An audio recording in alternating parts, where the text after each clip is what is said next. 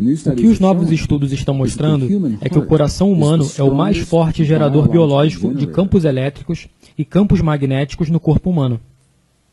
Então, o nosso coração tem a capacidade de gerar os mesmos campos dos quais as coisas do nosso mundo são feitas. Os nossos próprios livros de física dizem: se você quiser mudar as coisas da realidade, você tem que mudar ou o campo elétrico ou o campo magnético, e há um termo para ambos. O efeito Stark e o efeito Zeeman, que nos permitem mudar o campo eletromagnético. A nossa própria ciência está nos dizendo isso. Então, o que as descobertas agora estão mostrando é que quando temos um sentimento em nosso coração, estamos realmente criando ondas eletromagnéticas que mudam a qualidade dos átomos do nosso mundo. Eles literalmente interrompem o fluxo do tempo e espaço e reorganizam as coisas de que esse mundo é feito. E na medida em que somos treinados e condicionados para fazer isso nesse nível, afetamos nossa realidade. Para algumas pessoas isso é mínimo, para algumas pessoas isso parece milagroso. Alinhar-se a tudo isso, é isso que as tradições antigas sempre disseram. Somos convidados a sentir os sentimentos, dentro do nosso coração, para as coisas que gostaríamos de experimentar em nossas vidas, sentir como se elas já tivessem acontecido, em vez de pedir para que elas aconteçam. Esse sentimento impotente em nosso mundo, que todos nós fazemos de vez em quando, e não há nada errado em pedir intervenção. Mas o que a ciência está mostrando vem de um contexto. Há textos de 5.000 anos de idade que nos deixaram instruções. Instruções muito claras. E elas disseram: quando você quiser mudar seu corpo ou mudar seu mundo, ao invés de sentir o que você não tem, se sinta como se já tivesse acontecido. E isso parece não fazer muito sentido para nós. Soa como hocus-pocus para um cientista. Até entendermos que quando temos esse sentimento, o que estamos literalmente fazendo é criar um modelo eletromagnético. É a planta em nosso coração em que o material quântico do universo congela em torno de nós. Nos dá a realidade que corresponde ao que sentimos. E por enquanto, todos nós fazemos isso inconscientemente de vez em quando. Eu acho que estamos chegando a uma época da história agora, onde reconhecemos que somos uma família nesse planeta. E que quando nos unimos em cooperação, não que imponhamos a nossa vontade, ou controlamos ou manipulamos a nossa realidade. Não é disso que se trata. O físico John Wheeler, colega de Einstein, chamou de participação. Ele disse que participamos no tipo de criação, o tipo de realidade que nós escolhemos ter. Seja a biologia de um corpo humano ou a paz entre as nações, em uma ampla área geográfica. E o papel que nós desempenhamos é determinado diretamente pela nossa vontade de aceitar o nosso papel como parte disso. E isso muda tudo. Muda tudo porque, por 300 anos de ciência, temos sido condicionados a acreditar que somos separados do mundo, que temos muito pouco poder sobre qualquer coisa que aconteça no nosso mundo, que somos vítimas de qualquer que seja a vida trazida para o nosso caminho, e nós só precisamos fazer o melhor que pudermos fazer. E você espera que o melhor aconteça. E tudo agora está começando a mudar, e é a nossa própria ciência que está se aproximando, em uma linguagem em que confiamos. A língua da física quântica e ciência. Eles estão se aproximando dos próprios princípios que dizem precisamente as mesmas coisas, que em alguns casos têm sido estudadas há 5, 6 mil anos. Por isso está trazendo aqueles dois modos de conhecimento, dois grandes caminhos, ciência e espiritualidade, deixando-as juntas em uma única sabedoria, que é maior do que qualquer uma delas quando não estão juntas, e nos ajudando a nos tornarmos pessoas melhores, a criar um mundo melhor, e enfrentar com esperança os desafios que iremos encontrar. É uma época muito emocionante em nosso mundo. Existe um campo inteligente de energia que permeia nossa realidade física. Sabemos que esse campo está lá, tem sido documentado. É o que é chamado de campo de energia não convencional. Não funciona como a eletricidade. Então nunca tivemos equipamentos para medi-lo. Estávamos tentando medir com equipamento que mede coisas como sinais de televisão ou ondas de rádio. E a energia não trabalha dessa forma. Então, somente no final dos anos 90, início dos anos 2000, que realmente tivemos ampla disseminação e acesso à tecnologia para medir essas coisas. Houve pioneiros no final do século XVIII, Tesla e outros pesquisadores. Certas pessoas que tinham vislumbres, insights, sobre como o nosso mundo funciona. E eles estavam nos dizendo isso há mais de 100 anos. Mas isso só foi disseminado em artigos acadêmicos e revisados por pares recentemente. Isso só se tornou aceito nos últimos anos. Então estamos chegando apenas ao lugar onde essas tradições antigas começaram. E é aí em que a ciência e a espiritualidade, eu acredito, realmente podem servir uma à outra. Porque os cientistas dizem, ok, há um campo lá fora em que tudo se conecta, nós influenciamos esse campo. E então eles dizem, o que fazemos com isso? Coçam suas cabeças dizendo, o que nós fazemos com isso? As antigas tradições e as nossas mais queridas tradições espirituais indígenas começaram a partir desse ponto. Eles disseram, sim, tudo é conectado. Greg, você está falando de ter esses sentimentos no coração. Nós pensávamos que nossos pensamentos criavam nossa realidade. Você ouve muito isso, então não são os pensamentos que estão realmente fazendo isso. Pensamentos são importantes, mas essa é a novidade. Estudos recentes estão mostrando que o cérebro humano também cria campos eletromagnéticos, mas eles são relativamente fracos em comparação ao coração.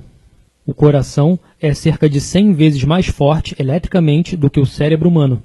E o coração é cerca de 5.000 vezes mais forte magneticamente que o cérebro humano. Por isso, se vamos criar um campo elétrico ou magnético que afeta a nossa realidade, provavelmente não pode ser feito com o pensamento. E é por isso que é muito mais difícil. É muito mais fácil sentir o sentimento com nossos corações. Assim, nossos cérebros criam a imagem que nós modelamos, nós simulamos com o nosso cérebro. O que é que nós gostaríamos de ver? O que é que gostaríamos de experimentar? E uma vez que temos isso internamente, podemos sentir o sentimento de gratidão e apreciação pelo que já está acontecendo. E isso dá poder ao que estamos pensando. E isso é uma tecnologia interna muito poderosa, que aparentemente foi perdida para o Oeste, cerca de 2 séculos atrás. E agora as instruções acabaram de ser encontradas.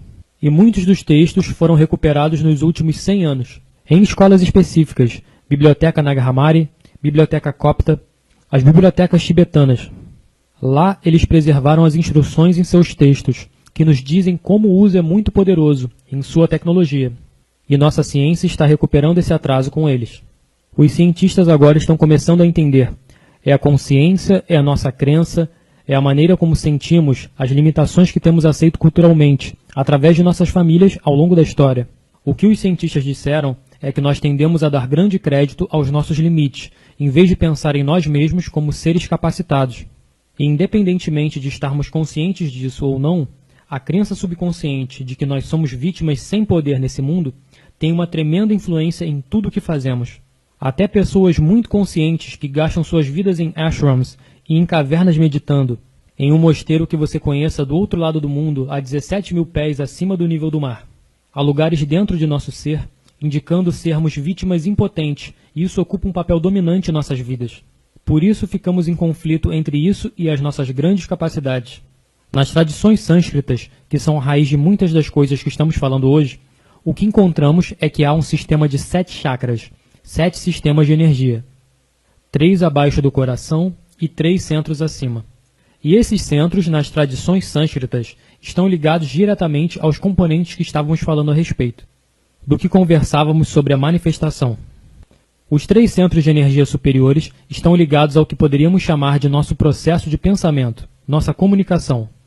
E os 3 centros mais abaixo estão ligados ao que poderíamos chamar de emoção.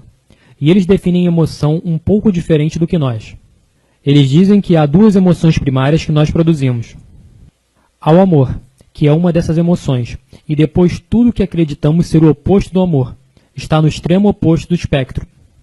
Por isso, é como 2 polaridades com a mesma energia. Assim, para muitas pessoas é amor e medo. Então eles dizem que a maneira como nós trabalhamos nesse mundo, a maneira como nos manifestamos, como nós e nossos centros superiores achamos que comunicamos, falamos com outra pessoa, o que verbalizamos, o que gostaríamos de experimentar, imaginamos em nossa mente. Esse é o pensamento. E uma afirmação é um pensamento. Só que é um pensamento vazio, a menos que nós coloquemos um pouco de energia nisso. A maneira de colocar energia nisso é estimular e desenvolver a energia desses centros de energia mais baixos. Nosso amor pelo que estamos pensando, ou subconscientemente, nosso medo do que estamos pensando. E quando nós fazemos isso, quando combinamos o pensamento e a emoção, eles se unem nesse mágico, misterioso e precioso lugar, bem no centro de nossos corações. E é isso que os ancestrais disseram. Onde eles agiram, está tudo em nosso coração. E por definição, criamos um sentimento. Sentimento é a união entre pensamento e emoção, O sentimento é o que cria as ondas que falam para o campo, para a matriz do nosso universo. O sentimento é o que cria.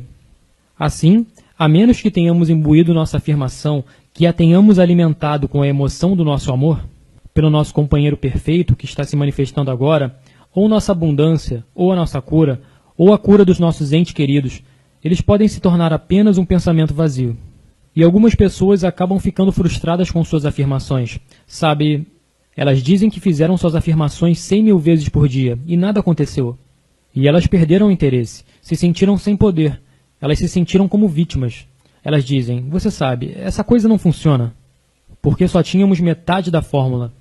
Então o sentimento é o que realmente cria, e é por isso que, para mim faz tremendo sentido, se o sentimento é o que cria, então você tem que dar a esse campo algo para trabalhar. Então ele pode te mostrar o que você está criando. Por que não sentir o que é que você gostaria de experimentar?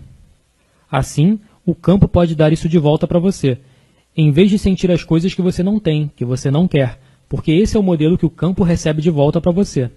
É algo muito sutil, é uma pequena mudança espiritual, em pensar nos resultados. Em vez de pensar no lugar de falta, alguma coisa muda, então a sensação de que estamos criando fica muito próxima, associada ao que chamamos de crença. Crença e sentimentos ambos ocorrem no coração. Quando você tem uma crença sobre algo que você tem geralmente sentimentos muito fortes sobre essa crença. Você pega alguns dos tópicos mais controversos em nossa sociedade hoje. Aborto, suicídio assistido, você sabe, o direito de morrer, eutanásia. E sempre que você traz esses tópicos, há um monte de sentimentos que circundam as crenças que temos com relação a isso.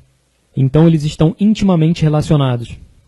Então você faz a pergunta, é importante crer? Sim, é importante. No grau que acreditamos ser curados, para esse grau, quando começamos a criar os tipos de padrões em nosso corpo, nosso coração vai enviar os sinais para o nosso cérebro dizendo, esse corpo está curado. Então o cérebro vai inundar o corpo com a química que permitirá a cura. Já vimos isso documentado, medicamente. Então isso acontece dentro de nossos corpos. O mesmo princípio agora está sendo documentado além de nossos corpos. Então o efeito não se limita aos nossos corpos. Esse campo carrega esses efeitos além de nossos corpos no nosso mundo físico. Dessa forma, nós influenciamos. Sim, eu não estou usando a palavra controlar ou manipular. Não estamos impondo a nossa vontade quando influenciamos. Nós temos a capacidade de influenciar o resultado dos eventos em nossas vidas, individual e coletivamente.